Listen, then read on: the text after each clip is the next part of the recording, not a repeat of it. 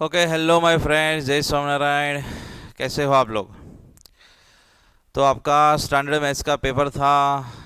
जो कुछ भी आपको डर लग रहा था वो सब निकल गया होगा पेपर देखकर। जितनी हमने प्रिपरेशन की थी, जितने हमने पेपर सॉल्व किए थे, उसके हिसाब से तो आपके मार्क्स अच्छे आने ही चाहिए।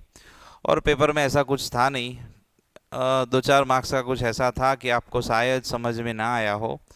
बाकी पेपर पूरा जो है वो रेगुलर था।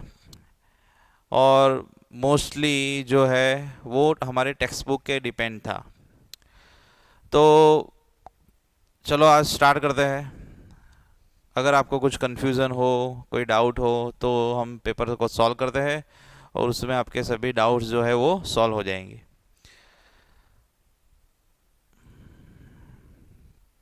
मार्च 2023 12 ही ये हमारे स्टैंडर्ड मैथ्स का कोड था, आपको पता होगा।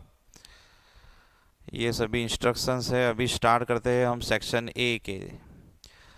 तो सेक्शन ए में बेटा फर्स्ट था ये हमारे ट्रिग्नोमेट्री चैप्टर से। ट्रू फॉल्स है। 8x² minus 8n² is equal to 8। तो ये मैंने जैसे बाजू में सॉल्यूशन किया है कि लेफ्ट हैंड साइड और राइट हैंड साइड हमें प्रूव करना था इक्वल है कि नहीं है। तो left hand side 8x² minus 8n² में से अगर 8 हम कॉमन ले ले तो ब्रैकेट में बचता है x² माइनस 10²। और जो ये मैंने अंडरलाइन की है वो हमारी आइडेंटिटी बन जाएगी। x² माइनस 10² का आंसर आता है 1 और 8 इंटू 1 का आंसर आएगा 8। मतलब कि राइट हैंड साइड हमारी आ गई। तो जो हमें क्वेश्चन दिया है वो ट्रू है। उसके बाद सेकेंड नंबर जो है वो है 7 into 11 into 13 plus 13 is a prime number. तो ये हमारे टेक्स्ट बुक से ही है। हमारे टेक्स्ट बुक में दिया है कि ये नंबर को आप कॉम्पोजाइट प्रूव करो। एक्सरसाइज 1.2 में सिक्स्थ नंबर का ये हमारा सम था। तो ये नंबर होता है कॉम्पोजाइट नंबर, मतलब कि ये प्राइम नहीं है। सो क्वेश्चन 2 जो है वो हो जाएगा फॉल्स। आगे बढ़ता है क्वेश्चन 3 में। तो यहाँ पे हमें कुछ टर्म्स दिए थे और पूछा था कि ये अरिथमेटिक प्रोग्रेशन में है कि नहीं है, आप चेक करो। तो पूरे साल ये तो हमने याद रखा था कि अरिथमेटिक प्रोग्रेशन जब भी आए तो याद रखना है कि डिफरेंस सेम रहना चाहिए। ठीक है। तो फर्स्ट डिफरेंस कैसे मिलेगा? Second term minus first term. देखो यहाँ पे मैंने फाइंड किया है 1/3 माइनस 1/2, तो आंसर आएगा 1 - 1/6। और सेकंड डिफरेंस अगर D2 फाइंड करें, मतलब कि थर्ड टर्म में से सेकंड टर्म 1/4 माइनस 1/3, तो आंसर आएगा -1/12। तो डिफरेंस सेम नहीं आया। और डिफरेंस सेम नहीं आया मतलब कि ये अरिथमेटिक प्रोग्रेशन नहीं बनाएंगे, तो स्टेटमेंट हो गया फॉल्स। फोर्थ नंबर जो है वो उसमें हमें एक रूट दिया है। रूट मतलब कि उसका सॉल्यूशन। और सॉल्यूशन इसको कहते हैं कि अगर उसकी वैल्यू हम x की जगह पे रिप्लेस करें तो आंसर ज़ीरो आना चाहिए। उसी को हम सॉल्यूशन बोलते थे। तो लेट्स ट्राई। x की बदले हमने वैल्यू रख दी 3। 3² minus 4 into 3 plus m is equal to 0। और कैलकुलेशन से हमारा आंसर आया m का 3 आंसर। और क्वेश्चन में भी हमें m का आंसर 3 ही दिया है, मतलब कि ये स्टेटमेंट जो है वो ट्रू है। आगे बढ़ते हैं। फिर से चैप्टर नंबर 1 का है ये ब्लैंक। तो चैप्टर 1 में ये हमारी एक फॉर्मूला थी, LCM of AB multiply by HCF of AB is equal to A into B. ये फॉर्मूला हमें यूज़ करनी थी इसमें। तो LCM of 12 into 12K, HCF of 12NK is equal to 12 into K। तो LCM हमें सेपरेट दिया है 36, HCF दिया था 6, और राइट साइड आती है हमारी 12 इंटू के। सिंपल 12 जो है वो लेफ्ट साइड डिवीजन में जाएगा और K का हमें आंसर मिलेगा 18। ओ, इससे इजी तो कुछ हो नहीं सकता मेरे भाई इस दुनिया में। क्वाड्रेटिक इक्वेशन दिया है और अल्फा इंटू बीटा। कई बच्चों को यहाँ पर तकलीफ हुई होगी। अगर आपने सिर्फ product of zero, product of zero, product of zero ऐसे ही याद रखा है तो आप यहाँ पे कंफ्यूज हो सकते हो। प्रोडक्ट ऑफ ज़ीरोज़ का मतलब ही होता है अल्फ़ा इंटू बीटा। ठीक है। तो उसकी हमारे पास फॉर्मूला है C/A। यहाँ पर क्वाड्रेटिक इक्वेशन में अगर हम देखते हैं तो C की वैल्यू है 8 एंड A की वैल्यू है 3, तो आंसर आ जाएगा हमारा 8/3। 7 नंबर में जाते हैं। दो हमें इक्वेशंस दिए हुए चैप्टर 3 का, ये हमारा क्वेश्चन बनेगा। तो सिर्फ हमने एडिशन कर दिया, एक्स एक्स का एडिशन, वाई वाई का एडिशन एंड कांस्टेंट का एडिशन। तो हो गया 90x plus 90y is equal to 180। 90 को कॉमन ले लो, x plus y is equal to 180, 2 जाएगा डिवीजन, सॉरी 90 जाएगा डिवीजन में, तो x प्लस 2 का आंसर आ जाएगा 2, x प्लस वाई का आंसर। अभी मिड पॉइंट की फॉर्मूला चैप्टर नंबर 7 से, कोऑर्डिनेट ज्योमेट्री में से। यहाँ पे बस आपको सिर्फ कंफ्यूज करने के लिए जो कोऑर्डिनेट्स है ए और बी के, वो नॉर्मल वैल्यू के बदले वेरिएबल्स के फॉर्म में है, अल्फ़ाबेट्स के फॉर्म में है। तो नो प्रॉब्लम, इससे हमें क्या लेना देना भाई, हमें तो सिर्फ फॉर्मूला फॉलो करनी है। मिड पॉइंट की फॉर्मूला क्या थी, x1 plus x2/2 and y1 plus y2/2। तो वही करना है, x x कोऑर्डिनेट का addition divide by 2, y y coordinate का एडिशन डिवाइड बाई 2। तो हो गया 2a/2 एंड 2a/2, 2 2 कट करेंगे तो आंसर आएगा हमारा a। आगे जाते हैं क्वेश्चन नंबर 9 में। तो यहाँ पे हमें बोला है मीडियन क्लास। तो जो हमारे 3 हीरो थे पिक्चर के, स्टैटिस्टिक के 3 हीरो थे, मीन, मीडियन एंड मोड। उसमें मीडियन वाले मेथड में मीडियन क्लास हमें पहले फाइंड करना होता था। तो उसमें हम करते थे फ्रीक्वेंसी का एडिशन, मतलब कि FI फ्रीक्वेंसी, ये जो सारी है 7 प्लस 15 प्लस 13 प्लस 17 प्लस 10, ये सारी ऐड करके हम पहले लाते थे n। तो यहाँ पे n का आंसर आता है 62। ठीक है, ये यहाँ पे मैंने सिर्फ आंसर लिखा है, कैलकुलेशन में ऐसा आएगा, आंसर आएगा 62, उसका डिवाइड करेंगे तो आंसर आएगा 30। तो फिर CF कॉलम में हमें देखना होता था कि ग्रेटर देन n/2 कौन सी, greater than n nearest CF कौन सा है। तो 31 से ग्रेटर और नियरेस्ट CF का अगर हम क्लास देखते हैं, तो ये जो बीच वाला क्लास है 20 to 30, वो आएगा हमारा मीडियन क्लास। यहाँ पर मीडियन क्लास की फ्रीक्वेंसी नहीं पूछी थी, सिर्फ मीडियन क्लास पूछा था। सो 20 to 30 हमारा आंसर रहेगा। क्या बात है, प्रोबेबिलिटी में तो पैसा वसूल। मेन प्रोबेबिलिटी की मेन इवेंट और कॉम्प्लीमेंट्री इवेंट का एक रिलेशन आता था दोनों की प्रोबेबिलिटी का हमारे चैप्टर में। तो ये मैंने यहाँ पे यूज़ किया, ये हमें क्वेश्चन में दिया था। पहली जो लाइन है वो P of A minus P of A bar is equal to 0.8, और ये मैंने हमारे चैप्टर से यूज़ किया, P of A plus P of A bar equal to 1। Middle वाला जो टर्म है P ऑफ A बार वाला, उसमें एक पॉजिटिव एक नेगेटिव, वो कट हो जाएगा। यहाँ पे 2 times P of A is equal to 1.8, 2 जाएगा नीचे तो आंसर आएगा 0.9। अभी 11 नंबर जो है उसमें बोला था कि सर्कल में सरकमफेरेंस एंड एरिया दोनों इक्वल है। तो सर्कल का सरकमफेरेंस इक्वल टू सर्कल का एरिया, सरकमफेरेंस 2πr और एरिया आता है πr²। पाई पाई कट होगा, एक बार r कट होगा, तो r का आंसर आएगा 2 बेटा, रेडियस 2, तो ऑब्वियसली डायमीटर हो जाता है डबल। अभी 12 नंबर में कई बच्चों को दिक्कत हुई होगी, है ना। इस टाइप के सम हमारे एक्सरसाइज में है, बट आप लोग क्या करते हो, जब भी एक्सरसाइज सॉल्व करते हो तब समझते नहीं हो, सिर्फ रट्टा मार के सॉल्व कर देते हो। उसको समझो अच्छे से। ये हमारी आइडेंटिटी यूज़ करनी है और कुछ है नहीं। यहाँ पे दिया है हमें cot 2 theta into cot 7 theta equal to 1। तो सिर्फ हमें उसका कॉम्प्लीमेंट्री एंगल लाना है। तो अगर cot 2 थीटा को मुझे tan में रिप्लेस करना हो, तो यहाँ पे cot 2 थीटा के बदले मैं tan 90 माइनस 2 थीटा लिख सकता हूँ, एज पर चैप्टर नंबर 8 ट्रिग्नोमेट्री। और cot 7 थीटा जो है उसको मैंने कुछ नहीं किया, वो एज इट इज़ है, इज इक्वल टू 1। अभी ये हमारी आइडेंटिटी हो गई कि दो रेसिप्रोकल्स का मल्टीप्लिकेशन 1 होता है, tan theta into cot theta equal to 1। आपको ये याद होगा। और ये तब भी पॉसिबल है कि जब दोनों के एंगल्स इक्वल हो। ठीक है, यहाँ पे हमें फोकस करना है ये वाले वर्ड पे। कब इक्वल होता है, आंसर 1 कब आता है, जब दोनों के एंगल्स इक्वल हो। एंगल्स इक्वल हो तो सिर्फ एंगल्स को हमें कंपेयर करना है, हमारी बात खत्म हो जाएगी, सम खत्म हो जाएगा। तो एंगल्स को कंपेयर करो, tan में एंगल है 90 माइनस 2 थीटा और cot में एंगल है 7 theta. Minus two theta right side आएगा तो हो जाएगा प्लस टू थीटा, और उसका एडिशन होगा 9 थीटा। 9 जाएगा यहाँ पे डिवीज़न में, और थीटा का आंसर मिलेगा हमें 10 डिग्री।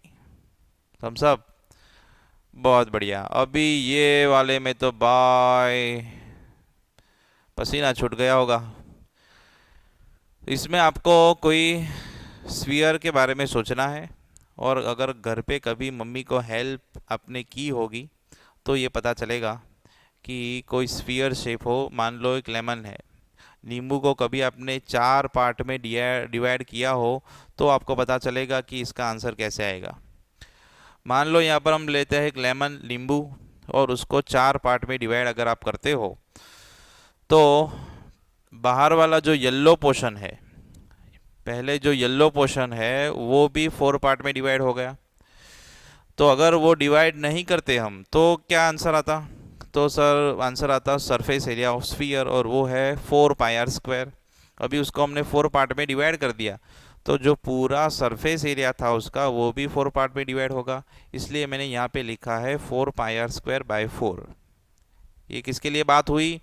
बाहर का जो येलो पोर्शन होता है इसके लिए, इसका एरिया आया ये 4 पाई r²/4 प्लस। अभी इनर साइड जो उसके सीड्स होते हैं, वो वाली साइड, अंदर वाली साइड, पल्प वाली, तो वहाँ पे अगर आप देखोगे तो 2 सेमी सर्कल्स बनेंगे। क्या बनेंगे? 2 सेमी सर्कल्स। तो अगर एक सेमी सर्कल होता तो उसका एरिया होता है πr²/2, बट ऐसे 2 है, मतलब मैंने इसको मल्टीप्लाई बाई 2 किया, तो 2 इंटू πr²/2। अगर ये समझ में ना आए तो वीडियो के साथ साथ घर पे एक नींबू लेकर उसको काटना 4 पार्ट में, तो आपको समझ में अच्छे से आ जाएगा।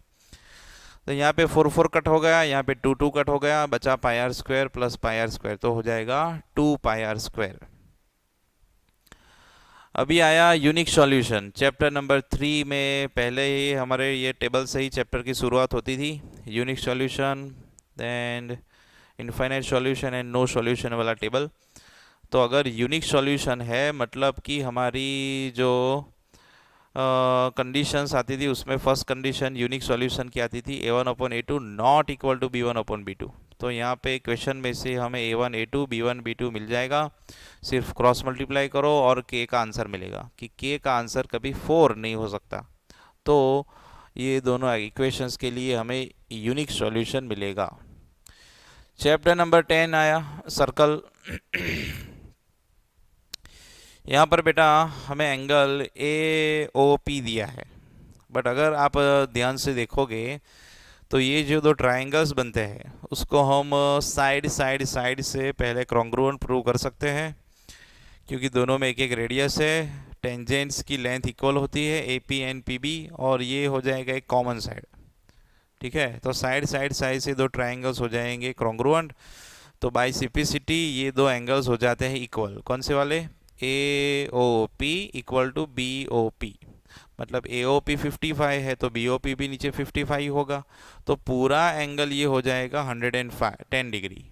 ठीक है, अभी बोलोगे सर ये वाले 90 एंगल कहाँ से लाए आप? तो ये तो हमारा थियरम है भाई, कि टेंजेंट एंड रेडियस दोनों एक दूसरे के साथ परपेंडिकुलर होते हैं, मतलब ये 2 एंगल्स हो जाएंगे 90। तो अभी ये बन गया एक क्वाड्रिलेटरल। क्वाड्रिलेटरल में 4 एंगल में से हमारे पास 3 एंगल है, तो एंगल सम प्रॉपर्टी से हमें सिर्फ 4th एंगल फाइंड करना है, तो वो आंसर आ जाएगा हमारा 70। अभी सेक्शन ए का लास्ट आ गया, प्रोबेबिलिटी चैप्टर का, और उसमें है हमारे पास 3 कॉइन। क्या है? और नहीं, कॉइन एक ही है, हम 3 बार उसको टॉस कर रहे हैं। और जब एक्सरसाइज हम सॉल्व करते थे तब मैंने आपको बताया था कि 3 कॉइन को आप एक बार टॉस करो या एक कॉइन को 3 बार टॉस करो, जो आउटकम्स है वो हमें वही मिलेंगे। टोटल 8 आउटकम्स मिलेंगे, और उसमें हमें बोला है एटलीस्ट 2 हेड। एटलीस्ट का मतलब भी मैंने आपको समझाया था, एटलीस्ट मतलब का होता है मिनिमम। मिनिमम 2 हेड होने चाहिए, उससे ज़्यादा हो तो हमें कोई प्रॉब्लम नहीं है भाई। 3 हेड हो तो बहुत अच्छा है, बट मिनिमम 2 तो होने ही चाहिए। तो 8 आउटकम्स में से हमें ये जो मैंने राइट टिक किया है वो 4 आउटकम ऐसे मिलेंगे जिसमें 2 और उससे ज़्यादा, 2 और 2 से ज़्यादा हेड्स आते हैं। तो फेवरेबल आउटकम्स हो गए हमारे 4, टोटल आउटकम्स हैं यहाँ पर 8, तो और डिवीज़न आएगा, हमारा आंसर आएगा 1/2। अभी जाते हैं बेटा सेक्शन बी में 2 मार्क्स के लिए। तो उसमें फर्स्ट सम था हमारा इरेशनल नंबर प्रूव करना है, और इसके जैसा ही हमारे टेक्स्ट बुक में दिया है, इसलिए मैंने सिर्फ यहाँ पे नंबर लिखा है कि एक्सरसाइज 1.3 में सेकेंड नंबर है, इसके जैसा है। ये कॉपी है ऐसा मैं नहीं बोल रहा हूँ, इसके जैसा है। तो सॉल्यूशन ऑलमोस्ट दोनों का सेम आएगा। आगे बढ़ते हैं।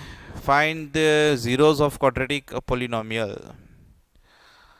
तो जीरोस फाइंड करने हैं आपको, और मेथड कुछ यहाँ पे फिक्स नहीं बोली है, आप कोई भी यूज़ कर सकते हो। मैं से आपको क्लास में बोला था कि आपको अच्छा लगे तो आप स्प्लिटिंग मेथड भी कर सकते हो और क्वाड्रेटिक फॉर्मूला भी यूज़ कर सकते हो। ठीक है, तो आंसर हमारे 2 मिलेंगे, 3/2 एंड 2/3। और पोलिनोमियल है यहाँ पर, तो स्प्लिटिंग मेथड ही बेटर है, क्योंकि इक्वेशन हो तो हम क्वाड्रेटिक इक्वेशन में जा सकते हैं, क्वाड्रेटिक फार्मूला के बारे में। यहाँ पर पोलिनोमियल है तो स्प्लिटिंग मेथड वो ज़्यादा बेटर है। उसके बाद 19 नंबर है, उसमें हमें बोला है कि पैर जो है वो कंसिस्टेंट है कि नहीं है। तो आपको कंफ्यूज करने के लिए थोड़ा यहाँ पे ट्विस्ट किया है फर्स्ट इक्वेशन में, तो इसको आपको सिर्फ स्टैंडर्ड फॉर्म में लाना है। तो स्टैंडर्ड फॉर्म आपका कुछ हो जाएगा 4x + 6y = 24। ठीक है, फिर दूसरा इक्वेशन है हमारा 2x + 3y = 12। और अगर हम चैप्टर 3 के वो टेबल के साथ इसको कंपेयर करेंगे, A1/A2, B1/B2, C1/C2, तो तीनों का आंसर हमें सेम मिलेगा। A1/A2 = B1/B2 = C1/C2। और इस तरह का आंसर आता था कोइंसिडेंट लाइन में, और कोइंसिडेंट लाइन में हमें इनफाइनाइट सॉल्यूशंस मिल सकते हैं, आपको पता होगा। और अगर सॉल्यूशंस मिले तो उसको हम बोलते थे consistent lines, consistent linear equations. उसके और में था सब्स्टिट्यूशन मेथड। क्या बात है, क्या बात है। तो सब्स्टिट्यूट मुझे समझाना नहीं होगा आपको, बहुत इजी है, और आंसर आएगा उसका x = 4, y = 0। अभी यहाँ पे उन्होंने थोड़ा सा चेंज किया है। हमारे टेक्स्ट बुक में ये वाला सम जो है वो साइन कॉस के रेफरेंस में दिया हुआ है, और यहाँ पर बस सेक कॉसेक के रेफरेंस में है, बाकी कोई चेंज नहीं है। तो प्रोसेस हमें वही स्टेप्स जो है वही फॉलो करने हैं। P + Q + R = 180।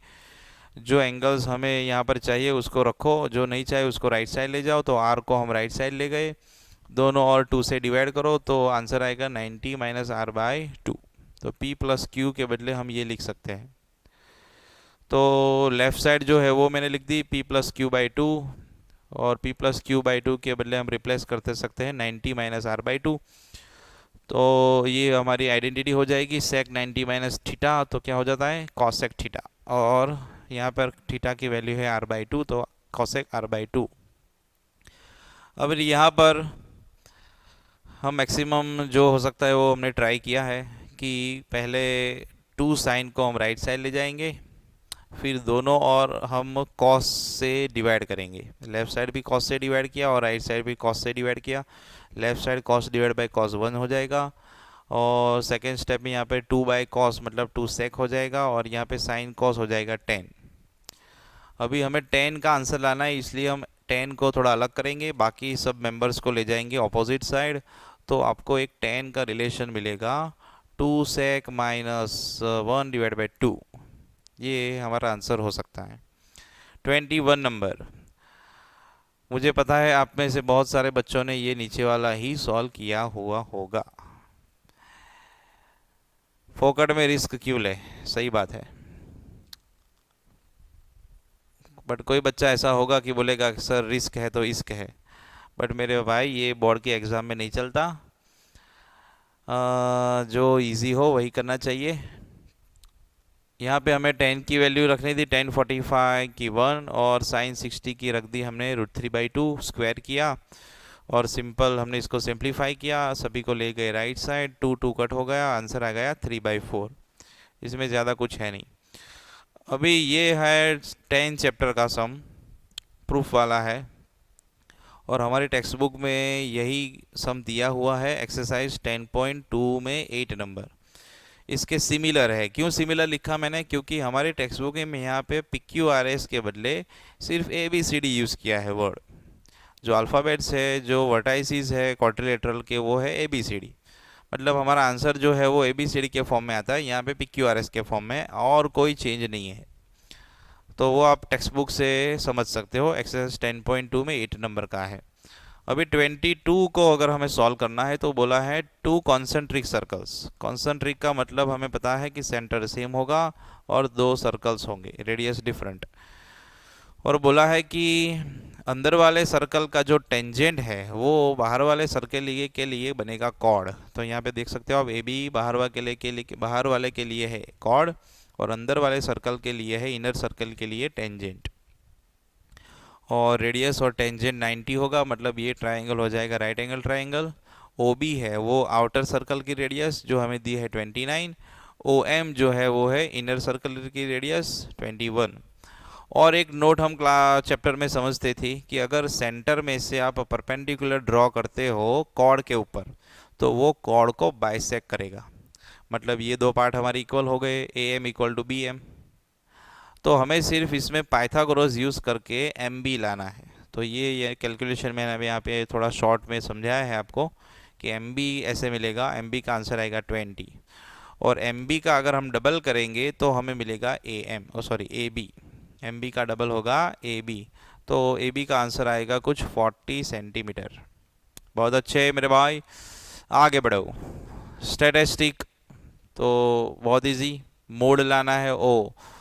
3 हीरो थे, उसमें भी सबसे इजी कौन था? मोड। मैंने आपको बोला था कि मीन मीडियन मोड में से भी मोड आए तो उसको आपको छोड़ना नहीं है, क्योंकि वो सबसे इजी होता है। ना कोई एक्स्ट्रा कॉलम ऐड करो, ना कोई झंझट, सिंपल आंसर। तो मोड का आप आंसर लाओगे तो कुछ 40.6 आंसर आपका मिलेगा। फिर आया probability, different birthday same birthday वाला। तो ये हमारे टेक्स्ट बुक में है ही, शायद नाम चेंज हुआ होगा, सलमा मोना है, डिफरेंट बर्थडे है दोनों की। तो और ईयर आपको यहाँ पे मेंशन किया है 2019। तो 2019 है नॉन लीप ईयर, मतलब कि पूरे साल में होगा 365 डेज। डिफरेंट बर्थडेज हो तो अगर मान लो सलमा की बर्थडे है 1 जनवरी, तो मोना के लिए बाकी के 364 डेज बाकी रहते हैं, क्योंकि 1 जनवरी के अलावा कोई दिन होना चाहिए। तो उसके लिए हो जाएंगे 364 फेवरेबल, और टोटल हो जाएंगे 365। तो प्रोबेबिलिटी 364/365। एंड सेम बर्थडे, मतलब मान लो कि दोनों की बर्थडे 1 जनवरी है, तो फेवरेबल हो गया सिर्फ 1, और टोटल हो जाएंगे 365।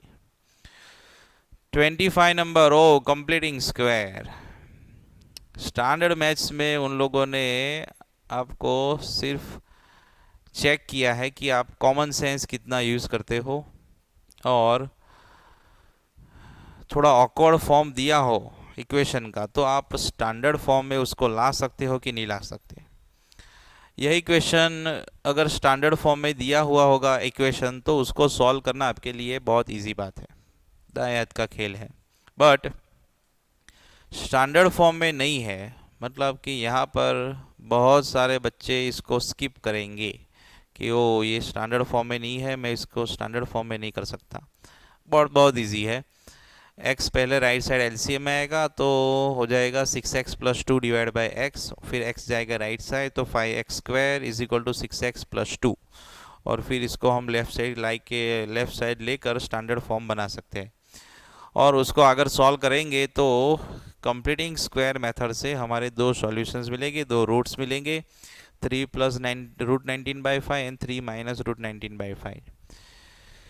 और ये आ गई फैक्टराइजेशन मेथड, और बोल सकते हैं हम स्प्लिटिंग मेथड।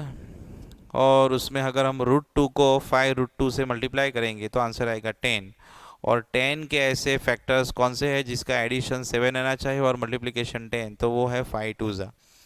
तो मिडल टर्म को हमने स्प्लिट किया 2x + 5x के फॉर्म में। पहले दो टर्म में से मैक्सिमम कॉमन लिया √2x, और लास्ट 2 टर्म में से मैक्सिमम कॉमन लिया 5। दोनों को सेपरेट 0 दिए, एक में आंसर आएगा -√2, एक में आंसर आएगा -5/√2। यहाँ पर आपको √2 शायद दिखाई नहीं दे रहा होगा, बट √2 है। अभी चैप्टर 6 में आ जाओ। ये हमारी प्रोपोर्शनलिटी थियरम का ही सम है, ऐसा मान लो कि AP/PB = AQ/QC, ये हमारा फॉर्मूला। उसमें हमारे पास AP नहीं था, तो पहले हमने AP ला दिया 2.4 centimetre.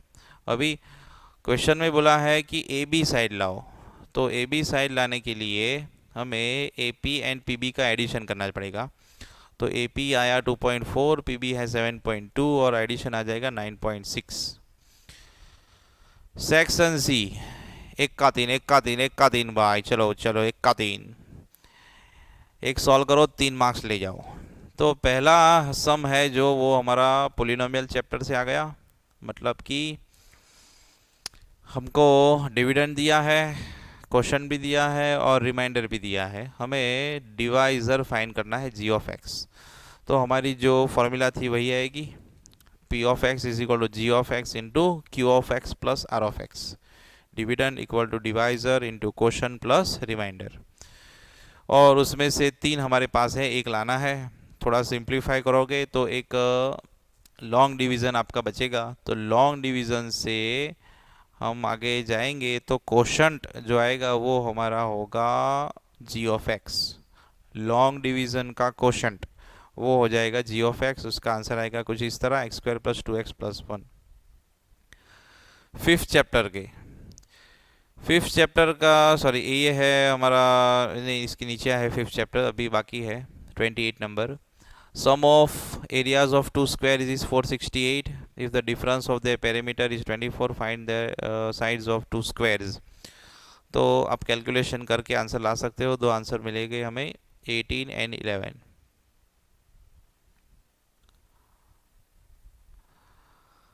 Find what value of n are the nth term of two APs।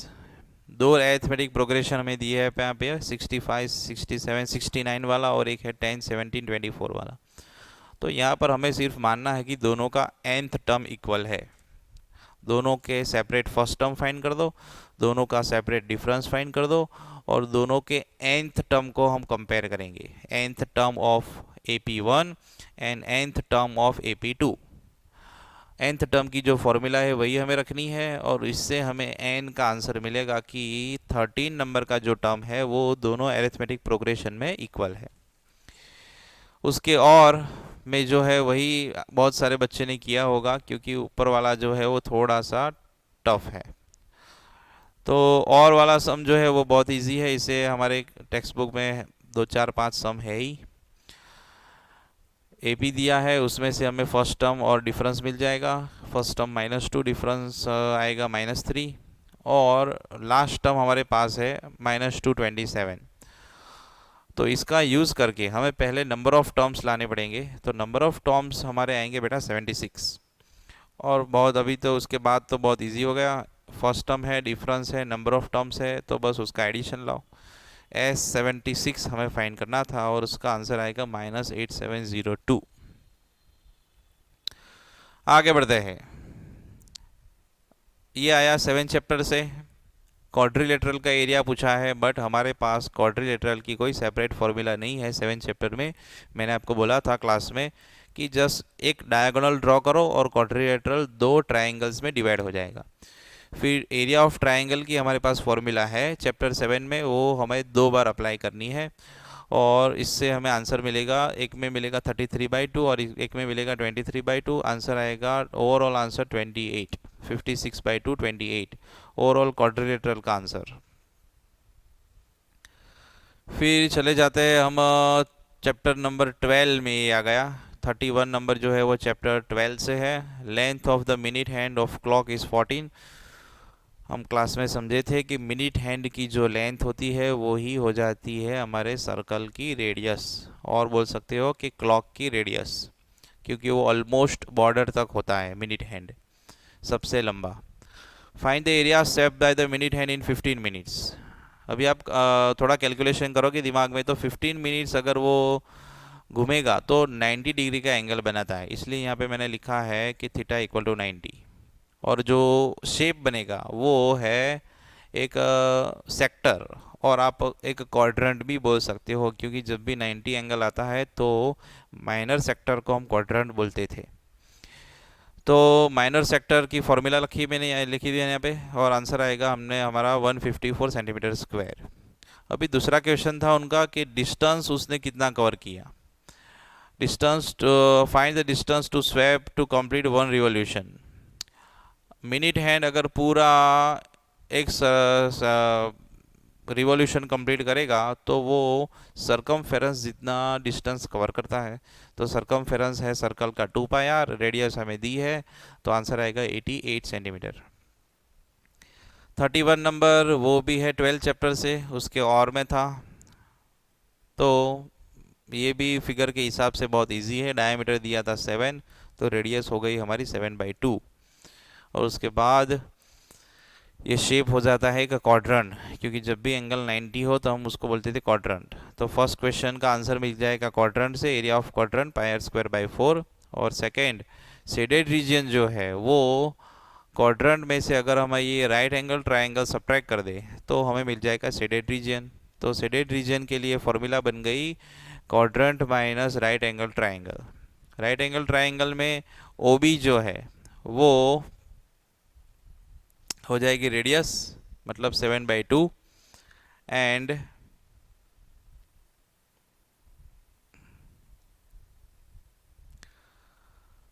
O B जो है वो जाएगा रेडियस मतलब 7/2, एंड हाइट जो है वो हो जाएगी 2 सेंटीमीटर। तो यहाँ पर थोड़ा सा प्रॉब्लम है कैलकुलेशन में। मैंने गलती से बेस को 7 ले लिया है, बट 7 नहीं, वो रेडियस आएगी 7/2। तो यहाँ पे आपके 7 के बदले 7/2 रखना है, और फिर कैलकुलेशन करके आंसर लाना। यहाँ पे आंसर में थोड़ा सा चेंज आएगा। फिर है चैप्टर 13 एरिया वॉल्यूम से। उसमें बोला है कि hollow hemisphere mounted by hollow cylinder. तो नीचे है हेमिस्फीयर, ऊपर है सिलेंडर। टोटल हाइट आपको दी थी 26, उसमें से अगर हम हेमिस्फीयर की रेडियस सब्ट्रैक्ट कर दे तो सिलेंडर की हाइट बचती है 12। अभी इनर कर्व सरफेस एरिया उन्होंने बोला था, तो curve surface area of hemisphere आएगा plus curve surface area of cylinder. दोनों की फॉर्मूला है, दोनों का आंसर है, और आंसर ओवरऑल आएगा हमारा 2288 सेंटीमीटर स्क्वायर। 33 नंबर फिर से स्टैटिस्टिक। बाय स्टैटिस्टिक में तो पैसा वसूल हो गया। मीडियन का सम है, ये हमारी formula L + n/2 - CF/F × H। Values कैसे लानी है वो आपको पता है। वैल्यू को सब्सटीट्यूट कर दिया तो आंसर आया हमारा 45। मिसिंग फ्रीक्वेंसी का सम आया, और मैंने बोला था सिंगल मिसिंग फ्रीक्वेंसी हो तो सिर्फ मेन फॉर्मूला जो है वो हमें यूज़ करनी है। तो आंसर आ जाएगा उसका 9। 34 नंबर बाय चैप्टर 11 में से थियरम आ गया। ओ तेरी, इससे तो इजी कोई पेपर नहीं हो सकता लाला। तो चैप्टर 11 के थियरम तो आपको कोई, मुझे शक नहीं है कि आपको समझ में ना आया हो, आपके नहीं लिखा हो, ऐसा कुछ हो ही नहीं सकता। रोकड़ा मार्क्स, रोकड़ा मार्क्स। सेक्शन डी, चलो भाई, इक्का चार इक्का चार इक्का चार 4 मार्क्स के सम आते हैं सेक्शन डी में। पहला ही आ गया अपस्ट्रीम डाउन स्ट्रीम। तो 2 स्पीड हमें फाइंड करनी थी, बोट की स्पीड एंड स्ट्रीम मतलब कि पानी की स्पीड, वाटर की। तो बोट की स्पीड आएगी लास्ट में 6 kilometre per hour, and stream की आएगी 1 किलोमीटर पर आवर। ऐसा टेक्स्ट बुक में हमारे एक्सरसाइज में सम है ही, आप चेक कर सकते हो। उसके बाद चले जाओ बाय 9 चैप्टर में। 36 नंबर 9 चैप्टर से है। यहाँ पे मैंने शॉर्ट में कैलकुलेशन समझाया है। 100 metre high hill and tower, ये हिल है, सीढ़ी जो है वो ये हिल है, और ए बी हमने लिया है टावर। हिल और टावर के बीच का डिस्टेंस लाना है डीबी, एंड टावर की हाइट लानी है ए बी। तो 2 बार हमें फॉर्मूला यूज़ करनी होगी 10 की। ये वाला ऊपर वाला जो ट्राइंगल है उसमें अगर हम 10 यूज़ करेंगे तो ऑपोजिट अपॉन एडजेसन, सॉरी, ये बड़ा वाला जो ट्राइंगल है उसमें पहले हम यूज़ करेंगे 10, तो 10 45 ऑपोजिट अपन एडजेसेंट, उससे हमें एडजेसेंट साइड मिल जाएगी 100 मीटर, मतलब कि दोनों के बीच का डिस्टेंस। फिर थोड़ा कैलकुलेशन आपको समझना होगा कि ये ऊपर वाला पोर्शन हमने x लिया, नीचे वाला 100 - x होगा।